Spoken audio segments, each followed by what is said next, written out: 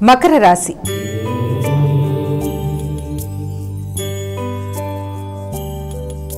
అమ్మ మకర రాశి వారికి ఎలా ఉంది రోజు? ఈ మకర రాశి వాళ్ళ విషయంలో ప్రధానంగా వీళ్ళకి ఏంటంటే ఆర్థిక సంబంధమైన విషయాలు చాలా వరకు అనుకూలంగా ఉంటాయి. అలాగే ముఖ్యంగా ఏదైనా పెద్దల యొక్క ఆశీస్సులు అనేవి లభ్యమవుతాయి. తండ్రి మొదలైన వారి యొక్క సలహా సంప్రదింపులతో ముందుకు వెళ్ళడానికి ప్రయత్నం చేస్తారు. వారి యొక్క ఆరోగ్యం కొరకు కూడా ఎక్కువ ఆలోచనలు చేస్తారు. అలాగే దాంతోపాటుగా ముఖ్యంగా మీరు ఏదైనా కార్యక్రమాలు చేయడానికి చేసే ప్రయత్నాల్లో చిన్నపాటి అవాంతరాలు లాంటివి ఏర్పడినా కూడా వాటిని అధిగమిస్తూ ముందుకు పెడతారు. దూర ప్రదేశాల నుంచి అనుకున్న విషయాల్లో మీకు వర్తమానాలు అందుతాయి. వ్యక్తుల సహకారం బాగుంటుంది. అన్నదమ్ముల సహకారంతో అనుకున్న పనులు సాధించడానికి ప్రయత్నం చేస్తారు. కుంభరాశి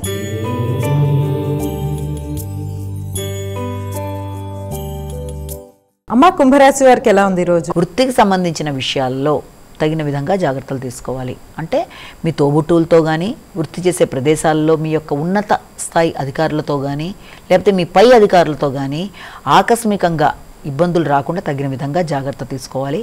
మాట పట్టింపులకి దూరంగా ఉండాలి. డ్రైవింగ్ చేసేవాళ్ళు తగిన విధంగా జాగ్రత్త తీసుకోవాలి. పరుష వాక్యాలు అంటే కోపంగా మాటలతో ఇబ్బంది పడకుండా ఇతరులతో మాట పెరగకుండా జాగ్రత్త తీసుకోవాలి. వాహనాలు నడిపేటప్పుడు కానీ, ఆర్థిక సంబంధమైన విషయాల్లో కానీ, ముఖ్యంగా తోబుట్టువులతో కానీ అన్ని విషయాల్లో ఆచితూచి వ్యవహరిస్తూ మాట పట్టింపులు లేకుండా ముందుకు వెళ్ళాలి. మీనరాశి